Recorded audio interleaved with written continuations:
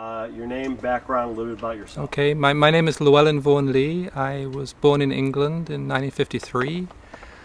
I had a sort of English middle-class upbringing, and then when I was 19 I met a Sufi teacher called Irina Tweedy, who had studied in India under a Sufi master. And I stayed with her for many years, and then 12 years ago I was sent to America to make a Sufi center in California, and have continued her work of this particular Sufi tradition, which is known as the Naqshbandi Sufi tradition. We're known as the silent Sufis because we practice a silent meditation, and our tradition goes back to the 13th, 14th century in the Middle East. How's that? Good. Yeah. Volume good? Everything's great. All right. Describe what happens to a person after they die. Describe what happens to a person after they die.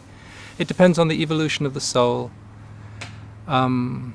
Most people's, they have these near-death experiences. They go through a tunnel of light. They go through a tunnel and they meet a bright light at the end of the tunnel. That bright light is actually their higher self, or the soul, which people reconnect with after they die, after you leave the physical body. In our Sufi practice, we aspire to die before we die, to reconnect with that bright light, the higher self, while we're still in the physical body. And that's one of the central aspects of our spiritual practice, which, as I say, is encapsulated by the phrase, to die before you die. Why is there suffering and poverty in the world?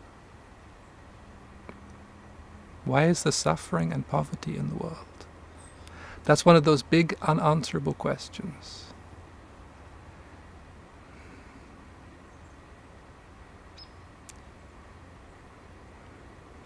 Because human beings are ignorant, because they have forgotten their divine nature, because they don't help each other, because they fight against each other. There are many reasons why human beings have to suffer. From a spiritual point of view, you see, and maybe I should explain that if you look at things from a spiritual point of view, it's quite different to if you look at it from a worldly point of view. And if you look at it from a spiritual point of view, anyone who has begun the spiritual journey knows that suffering is a process of purification, where we clean out the debris that we have accumulated inside of us, the denseness, the darkness within the psyche. And that suffering, that purification, the Sufis call it polishing the mirror of the heart, until one day the mirror is so polished that it reflects the divine light of God through the heart into the world, and that is part of our spiritual practice. And I firmly believe there is enough to go around in the world. I believe in oneness, and if you believe in oneness, there must be enough for everybody. Why do some people have more than others? Because people are greedy, because they want more than what belongs to them, because we haven't yet evolved as a culture into this new perspective, this new understanding of oneness, which, as far as I understand, is the next step of human evolution. And we have the technology and to give everybody what they need. There is enough food in the world for everybody. But it needs a transition beyond a certain grasping greed and desire for power to take this step into a global unity in which there will be enough for everybody, and a whole level of suffering will cease to exist for humanity. What would happen if everyone in the world truly learned to love their enemies? I don't think it's possible. Because in this world of duality, nothing is perfect, nothing is pure. It is part of our dynamic of life. Carl Jung, the great psychologist, he said somewhere, you should never take somebody's problems away from them, because it's through their problems that they grow. It is through this friction of light and dark that we grow. It would be a totally different species if we all loved each other, because the conflicts of life are part of our evolution.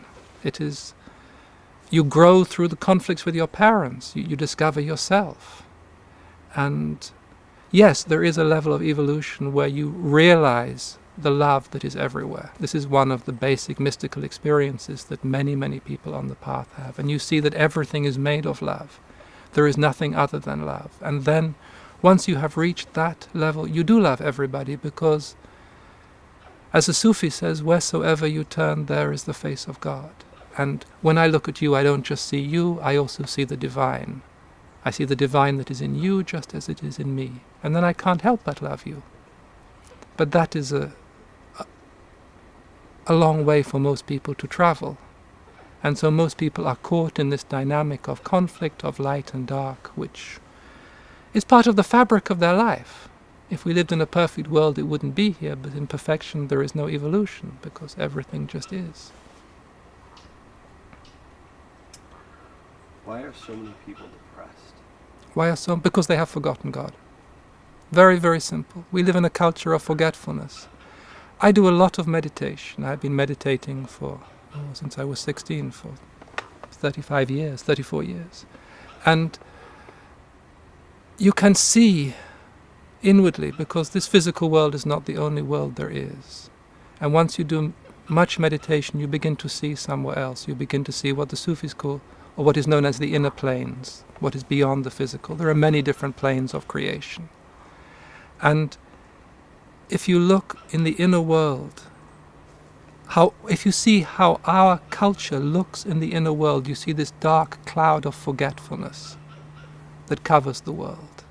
There is also, the desecration is also phenomenal. We have desecrated almost everything we regard as sacred. We have destroyed it. And so we have cut ourselves off from the source which nourishes us. If you don't have physical food, your body starves. If you don't have spiritual food, your soul starves. And if the soul starves, the meaning goes out of life.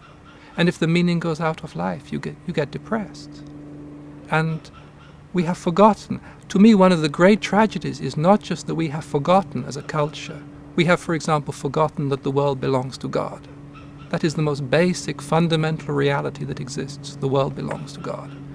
We have not only forgotten the world belongs to God, we have forgotten that we have forgotten. It is such a dim, distant memory of a time when everything was sacred. It isn't actually, historically, it's not so long ago. 2,000-3,000 years ago, everything was sacred. Now what is sacred? Hardly anything. And so of course we are depressed, because we are deprived of that which gives meaning and joy to life. It is very, very simple. You see, my teacher, she said, mystics teach simple things, but those simple things change people's lives. Why? Because God is a simple essence. The more you go on in meditation, the more you go on in your spiritual practice, you go back to the essence, you go back to the simplicity of what is. And these fundamental realities of life are very, very simple. It's not complex. It's not easy, but it's very simple.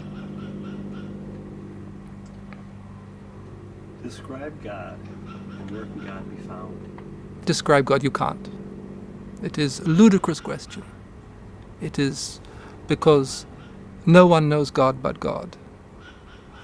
Us, with our limited mind capacity, with our limited, we cannot know God. God is, the Sufis say, God is beyond even our idea of the beyond.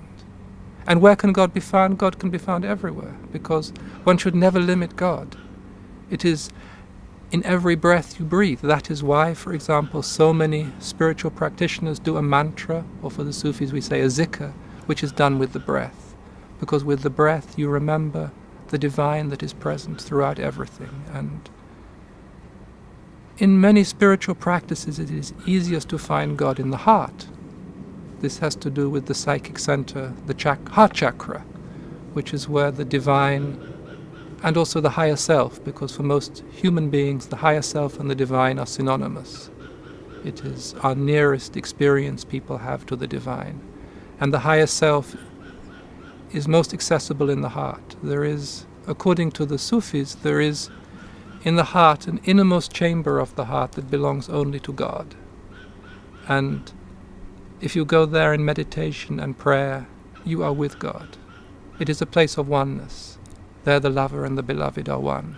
But God can be found everywhere. There is a lovely practice by Brother Lawrence, the practice of the presence of God. He was a monk in, I think, the 16th century. And whatever he did with God. He worked in the kitchens. He hated working in the kitchens. But whatever he did with God. He peeled the potatoes with God. He washed the carrots with God. God is everywhere. What is the relationship between science and religion? Science and religion will become one. It is part of the next stage of human evolution. It has to do with the speeding up of the planet. It's actually very exact. It has to do with a question of speed. Spiritual things are a question of speed. The more spiritual, the quicker the vibration. And if you look at the life around us, why is it speeding up so much? What is the underlying reason? Because as a mystic, you always look to the underlying reason. What is the underlying reason for our life speeding up to such a degree? It is so it can get near to the spiritual vibrations, so that the spiritual and everyday become one. And part of the science of the future will be to understand how the spiritual and physical interrelate.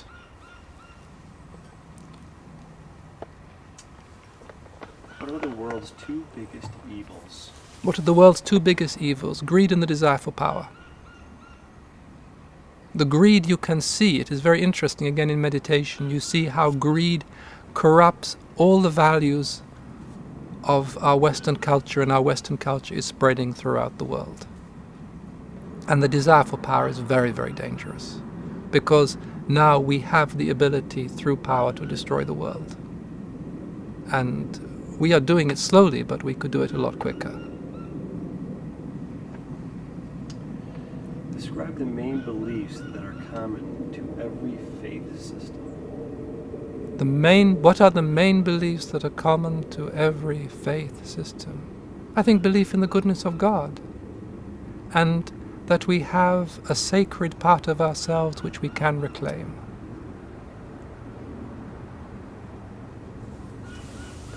What is the most important quality humans possess? What is the most important quality that humans possess? We have in us a divine spark that you can see it. It's a light that shines in the human being. It is our direct access to truth, our direct access to God.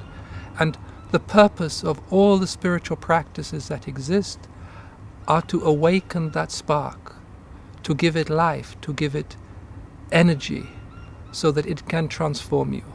And one of the energies that comes from that spark is love. And you learn to work with it. Again, part of spiritual practice is learning to work with this energy you have within you so it can benefit your environment and really the world. This spark is exceedingly beautiful. If you see it within a human being, it is like a sun that is shining, and every human being has it. It is the divine consciousness that is given to humanity as a gift. If it is used correctly, it can incarnate the will of God. It is very, very beautiful. Human beings, when you see them as they really are unbelievably beautiful. We are made of light. Yes, we have a lot of denseness and a lot of darkness in us, but our real essence is light. Somewhere you see a human being, and what is amazing is when a human being turns towards God, the light in them increases tenfold, increases 100-fold, and they start to radiate in space, and they start to give off light. And that is why a spiritually evolved human being helps the environment and connects also inwardly with other people who are spiritually evolved. It is very, very beautiful. Describe the circumstances under which the world as we know it will come to an end. What are the circumstances that the world as we know it will come to an end? The world as we know it has already come to an end.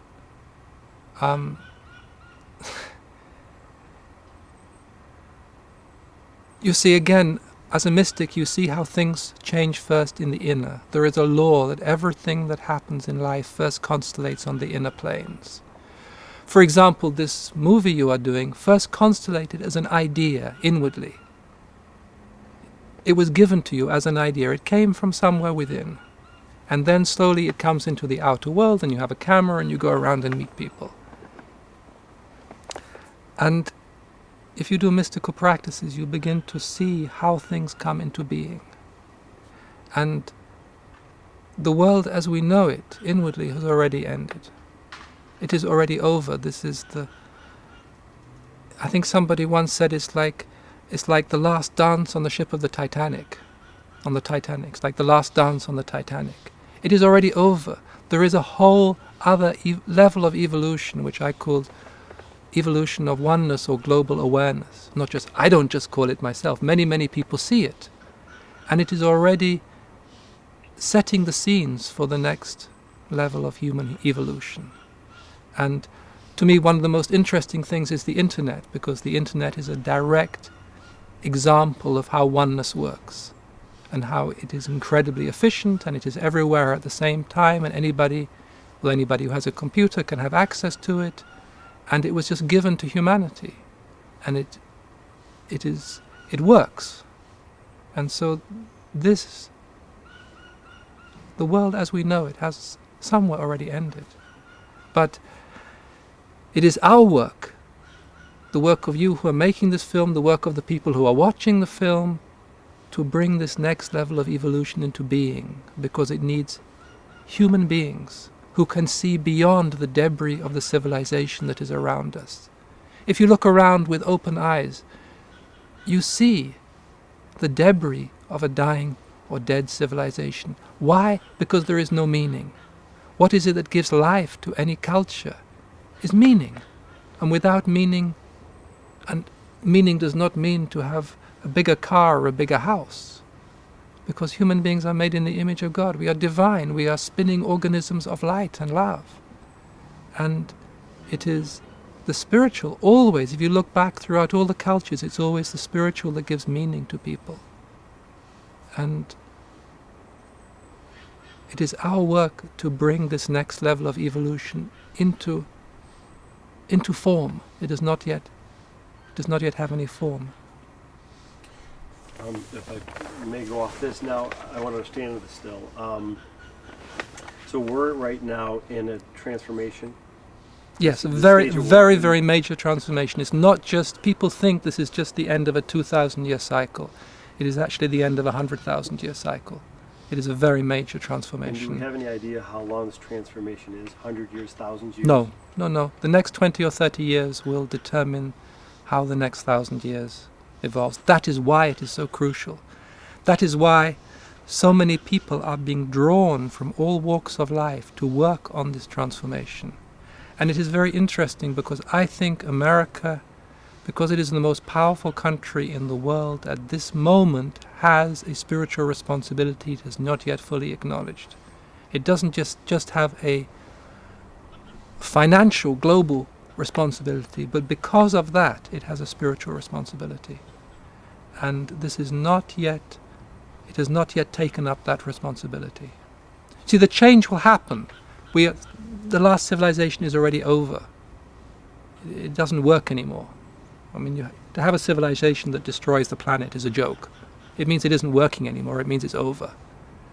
But it can, if the next civilization which is being born, which is embryonic, which is coming into being, it is already here but not yet visible, which has to do with oneness. It can function on many different levels. It can come into being on many different levels. The highest is when the heart of the world awakens and the whole of humanity remembers God. That will be a tremendous step. It will be, I have seen in meditation, I have seen what that could be for humanity. It's unbelievably beautiful. It is a quality of harmony and togetherness, and many of the problems which confront our world will cease to exist, because we will work together quite differently, from a place of oneness, from a place of understanding, rather than from a place of discord. And then there are certain organic and very, very deep changes that are happening. You see, it is difficult to describe, because the real changes happen on the inner. For example, in a human being, when the Sufis say when the heart wakes up, when the organ of higher consciousness that belongs in the human being, when the heart wakes up, you are a totally different person. Your perspective on life changes. You behave totally differently. Your values change. You have experiences of bliss, of happiness, of oneness, of merging that for most people are totally inaccessible. And there is a possibility that the whole world could transform in that way, that something in the organic structure of the world, because the world is not just a physical blob floating through space, just as a human being is not just a physical entity. The world, like a human being, is a multidimensional living organism. It exists on many, many levels, and it also has a heart. It's called the soul of the world, anima mundi. It is the ancient alchemical expression, because the alchemists understood this process of transformation. And when that starts to wake up, and this is a possibility for the present time, this awakening of the soul of the world, then I say then magic will return to life. Then things will happen we can't even imagine, because that is the nature of creation. Creation is incredibly magical, incredibly beautiful, and things happen that you couldn't even imagine because it's miraculous, because it belongs to God. Unfortunately, we have treated the world like we treat ourselves, as if it doesn't belong to God. So we deny this whole magical dimension of life, this whole miraculous dimension of life. And when is war justifiable? There is a very interesting misunderstanding, well, it's not misunderstanding, but which is in this expression jihad. Jihad is the holy war. It is said there is the greater jihad and the lesser jihad. And the greater jihad is the war against the nafs, one's own lower self. And anybody who embarks upon any serious spiritual quest has to conquer their lower nature. For example, their power drive, their lust, all of those qualities. And you have to fight it, because it doesn't just lie down and give itself up. You don't just suddenly transform the power drive into loving kindness. You have to fight it. And often it is a very, very painful process. It is sometimes like a fight to the death. And so the mystic, the one on the spiritual quest, you see, this is why I feel that spiritually, people who have some spiritual understanding have so much to give back to humanity. Until now they have been much isolated within their own spiritual practice, but they have a depth of understanding that is vitally important. We understand how we have to fight our lower nature. And sometimes that also has to be done on the world stage, when evil is being committed, when there are acts of terrorism. Then you have to stand up and fight. And sometimes it is one's duty to fight. And sometimes it's one's duty to pray. And it is discrimination to know when to pray and when to fight.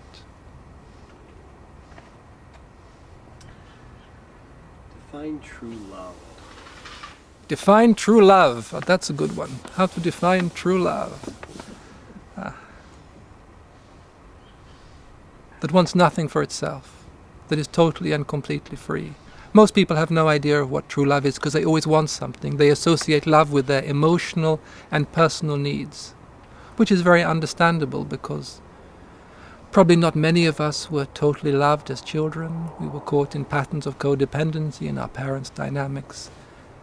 But, well, the Sufis have a saying that once you take just one sip of the wine of love, you are lost forever, because it is completely different than anything you can expect. I remember for myself the first time I experienced that. I was sitting in meditation. I was 25. And it was as if a butterfly's wings touched the edge of my heart. And in that moment I was given everything I ever wanted. I was loved completely. Every cell of the body was loved. My heart was singing with love. I couldn't believe there was anything more one could ever be given. It was complete. It was total. It was pure. That's why the Sufis call God the beloved, because for Sufis the relationship with God is of lover and beloved. And we are loved so much. Actually, what is very interesting is every cell of creation is loved. You can have mystical experiences in which you see that. It is loved completely because the whole fabric of life, the whole fabric of creation is love. Love is this beautiful substance that comes from the inner planes. It is part of God, I suppose, for most people, but everything is God. But this love comes into life, and everything is nourished by love. It is, otherwise, they say it's love that makes the world go round. It is actually true. If that note of love was missing, the world would fall apart. It's actually, and part of a spiritual journey is to go to experience this pure love. I always say it is like the difference between what most people call love and this love is like the difference of a glass of beer to 100% proof alcohol. This love, true love, pure love, is incredibly intoxicating. It destroys your mind because in that dimension of love, all your notions of yourself and your world are dissolved because it is just completely different. It is absolute. And it is there. What amazes me, it is present in everything in life, because everything in life is made of love. And we don't have direct access to it. It's one of the, I don't like to say jokes, because it might be, it's rather a painful joke, but it is one of the Sufis call it the veils of the beloved, the way he hides himself from us in his creation. And part of the journey of the mystic is to uncover those veils and to find what is real. And when you find what is real and your heart starts to sing, you become a drunkard. The Sufis talk about the tavern of ruin because you are just drunk in love. You are a mystic, you are drunk and in love, and you don't care anything for anything anymore because you have been given everything you want. And what are we all so afraid of? what are we all so afraid of? Oh, we are afraid of our shadows. We are afraid of the darkness inside of us, and so we project it outside, and we have to go and fight these monsters that we projected onto outside. We are afraid of the dark. We are like children. And again, part of the mystical journey is to face that darkness. This is also you need the sword of your own aspiration to go into the darkness inside of yourself and to face that darkness. And then you discover that it isn't quite as dark after all, and the fears that you had, things change. And then you begin to discover the light that is hidden in the darkness. This is one of the great alchemical secrets. This is one of the great secrets of human transformation, that you go into the darkness and it is terrifying at first, and then you discover this light of your own divine nature that is hidden in the darkness. It is called the pearl of great price that is at the bottom of the ocean. It is in the depths of darkness. There is something so beautiful. But most people are afraid of it because there is a price to pay to confront your own fears, your own anxieties, and to go deep within yourself. It is much easier to project it and to have enemies outside or people you dislike, or then you can project your problems and it's somebody else's fault. For the mystic, it is always us. And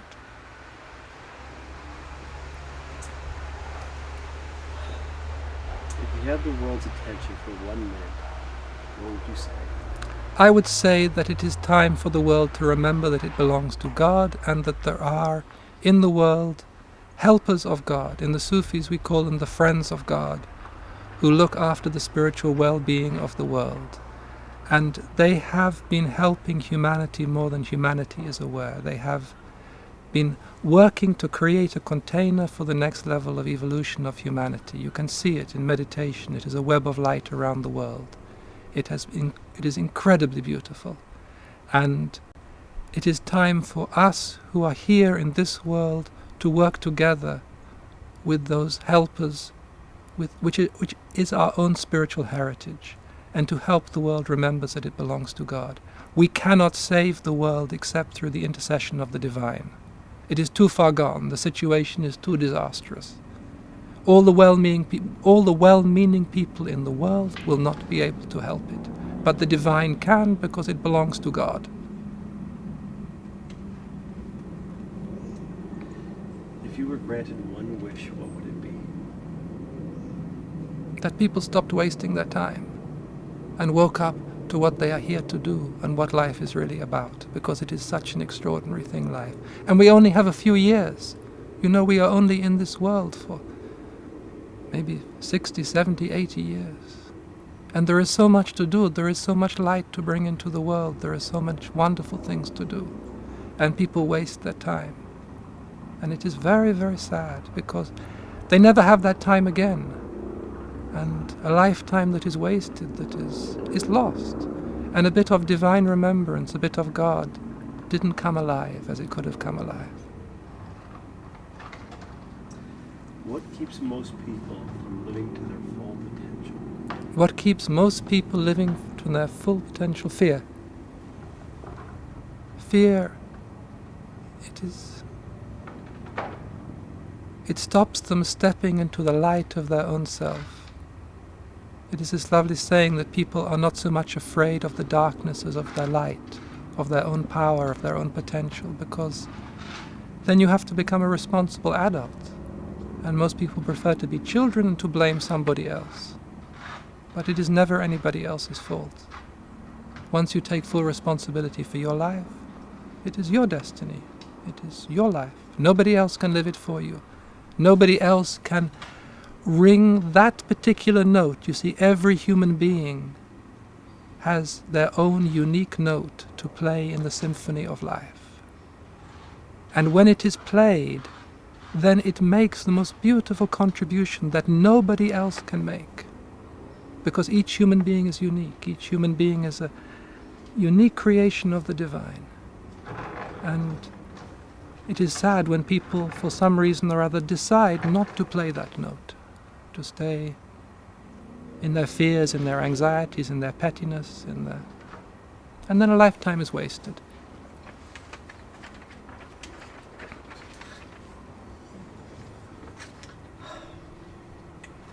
Discuss the most critical role a parent can play by shaping a child's development. What is the most crucial role a parent can play in shaping their child's development? Loving them. That's all you need, just to love. You see, I am a parent and I know we make mistakes. I always say the great art of being a parent is knowing you are going to fail, because you are going to make mistakes. But if you love, there is in the love a substance that speaks to the soul of the child, so the soul of the child knows that it is accepted for itself, not for what the parent wants it to be. And love somehow goes right through all the barriers and speaks to the essence, and then the child can go out into life and stand on its own feet because it knows it is loved.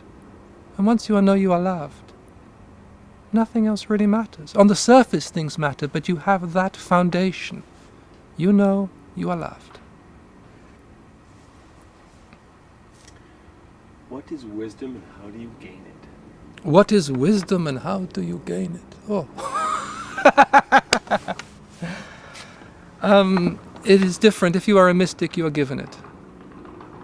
Because if you are a mystic, you become totally empty and you are given whatever you need. For example, there is a plane in which all the knowledge is. And you can go there, you can get whatever you need. So as a mystic, we are trained to be empty. We are trained to be empty. And so something that needs can get reflected into it. For most people, of course, that is inaccessible, so wisdom is the knowledge they gain through life experience. And this is very valuable, and you learn how to be with people, you learn whatever individual people learns. But for the mystic it's different. You see, I said before that for the mystic, maybe I should explain, there is a difference. This is not generally understood. There is a difference between spiritual life and mystical life. Spiritual life, you aspire to something. You want to get close to God, you want to lead a good life, you want to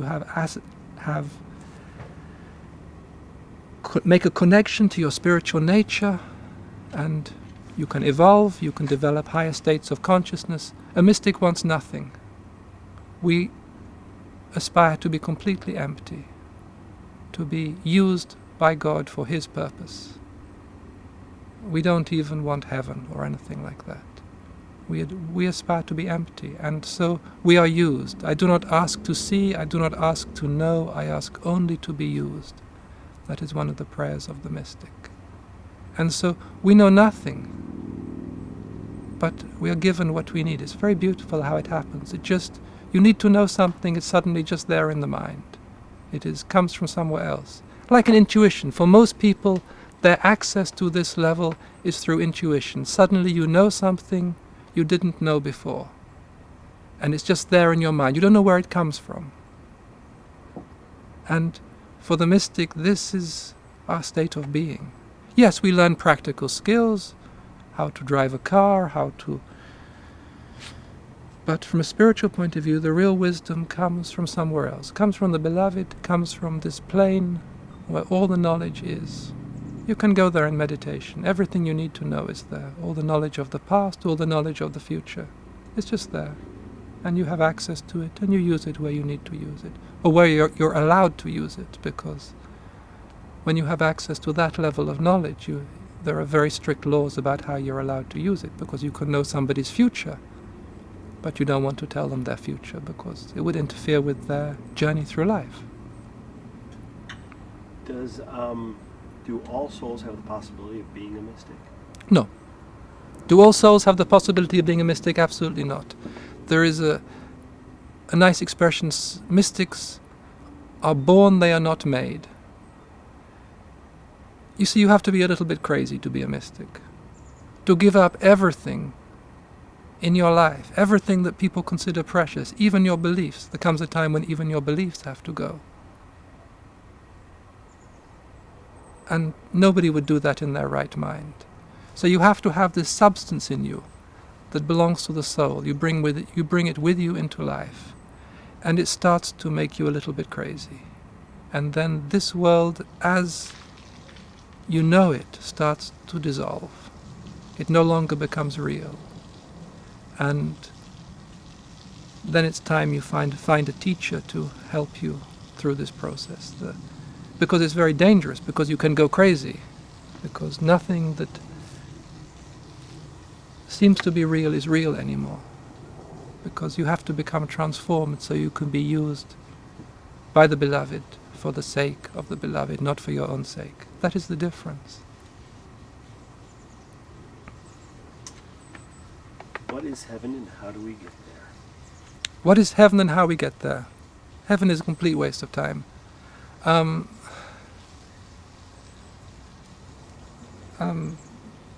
There's a lovely Sufi mystic called Rabia. She was a great Sufi mystic.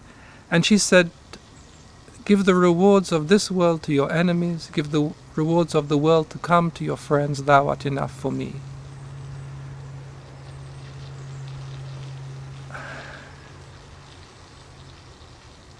Heaven is a state, it is a plane that you can go after you die for a while, because nothing is permanent. And it is very peaceful, it is very tranquil, and it gets a bit boring, because nothing happens, nothing happens, and there is so much to do. Even, after you die there is a lot to do too, but it isn't generally known, There are so many dimensions of reality. Once you leave this body, you go into another body, you get a body made of light, and you work in other planes, and there are so many interesting things going on. This world is really rather dense. But somehow people have created this idea of heaven, and I guess I understand why, because for most people this life is very hard work, and they want to have an idea of somewhere where they can go where it is peaceful and tranquil. And yes, if you do good works, and you are a good person, you can get taken somewhere like that for a while. It doesn't last. What is prayer and what is its purpose? What is prayer? Oh, what is prayer? Prayer is being with God. Prayer is... It begins, I think, prayer as a sort of private communion with God, when you can turn away from the world and sit alone with God and open your heart to God and pray to God, however God is for you. Later, of course, for the mystic, it becomes a continual state. You pray all the time. It is actually your heart is in a continual state of prayer and praise of God. It is a recognition that He is God, that there is the divine is present in every moment, in every breath you breathe, because it is so wonderful to be with God, and you want to be with God all the time. And when you are with God, you automatically bow down and praise Him. I mean, not physically, but something in the human being is just awake with the wonder of God. And so really for the mystic there comes a time, well, they say when the heart is awake, and then you pray continually, all the time, 24 hours a day, and it gives meaning to life, because it is your remembrance of God, your remembrance of that extraordinary being, greater than any being, this quality, this energy, this power, call it what you will. The Sufi says, in the name of He who has no name, but who appears by whatever name you call Him. And you speak to Him all the time somewhere. You are always in communion with God. You are always, and if you are not speaking to Him, you are listening to Him. There's a lovely story. I think it was a great Sufi mystic, Al-Hallaj, who was asked, who said,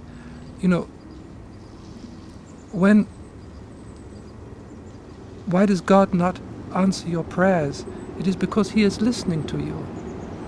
Sometimes He just likes to hear you ask Him things. So He doesn't answer right away, because He likes to hear you talking to Him, to asking to Him, because there is nothing sweeter for God than the human being whose heart looks towards God and says, please, beloved, help me. Please, beloved, help me.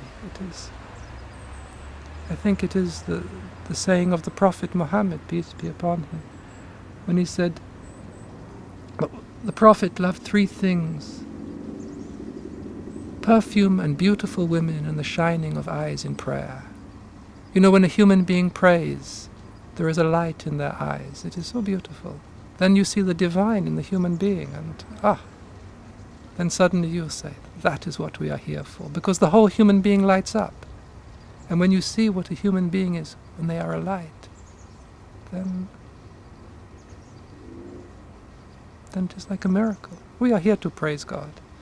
That is really one of the deep reasons of our existence, just to praise God.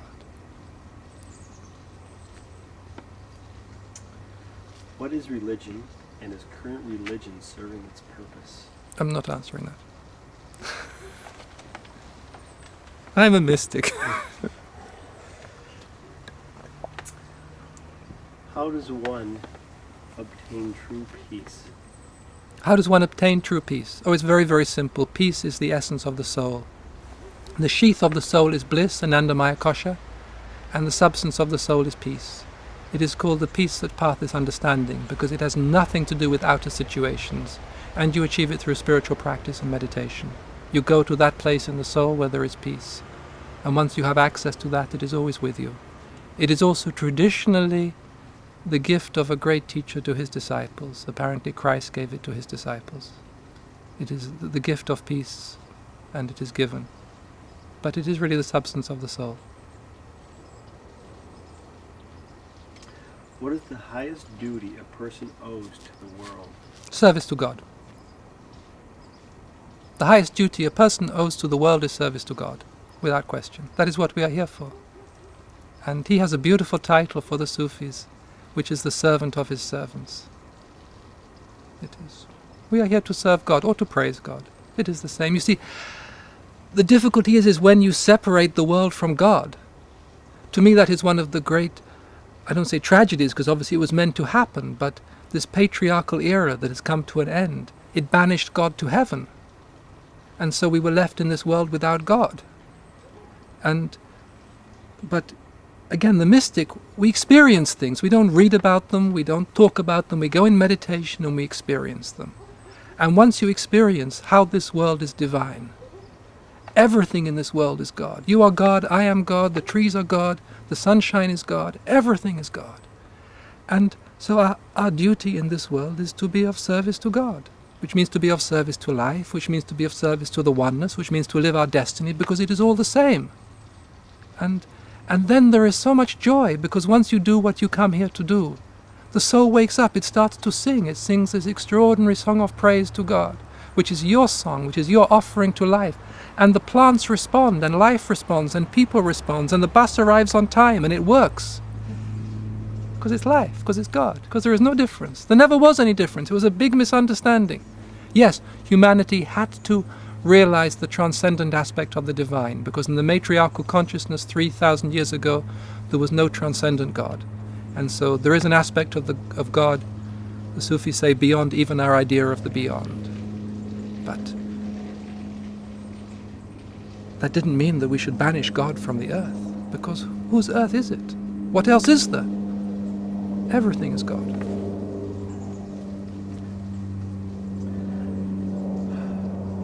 What stands in the way of world peace? What stands in the way of world peace? That is a very, very difficult question.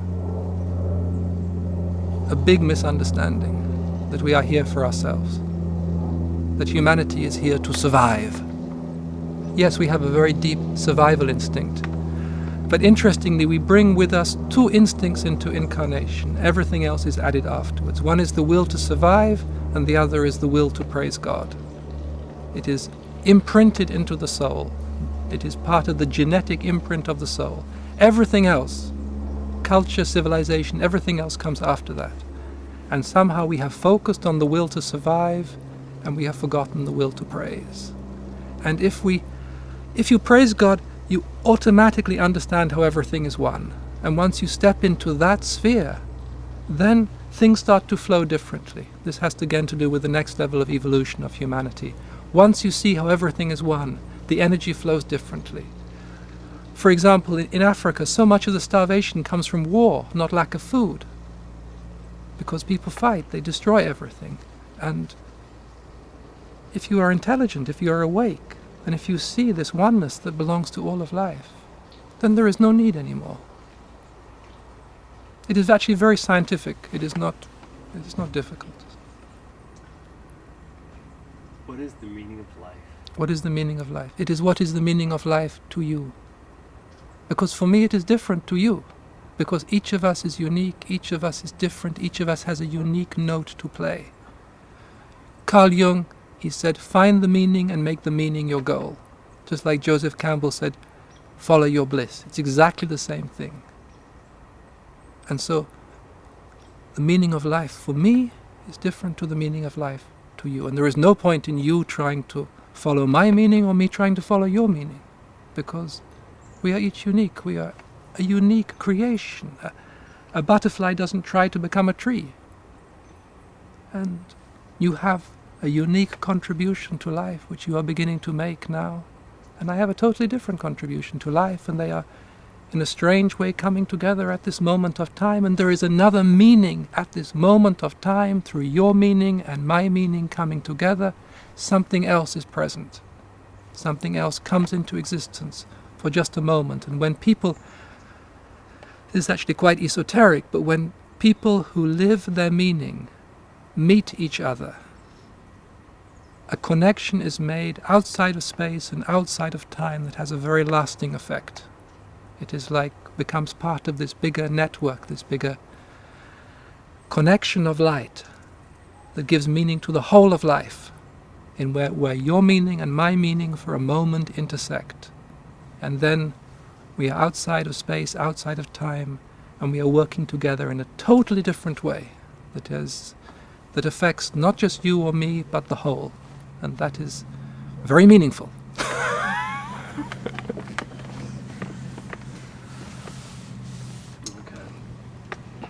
Despite all of our apparent differences amongst people, the theme of this project is we are all one. What are your thoughts on that? Despite all our apparent differences, we are all one. Of course we are all one. This is the most basic fundamental principle to life. We are all one. The mystic knows it because we experience it. It isn't just an idea. You have mystical experiences in which you experience how everything is one, how every leaf on the tree and the sky and everything is one. And you see how people are one. And you see that in that oneness, their individuality is beautifully expressed. The oneness does not deny their individuality. Oneness and individuality directly complement each other, and in oneness the individuality of every person is respected, the uniqueness of everybody is respected, and their contribution to life has a place in oneness. And oneness is the next step of evolution of humanity, without a doubt. It is the awareness of oneness, the consciousness of oneness, the energy of oneness is what is being given to humanity. And you can see this as a global consciousness, but that is just an aspect of oneness. It is a totally different energy which the mystic knows but is now being given to humanity as a whole. And it is a fundamental step in humanity's evolution, and how we work with it will depend upon the future of humanity.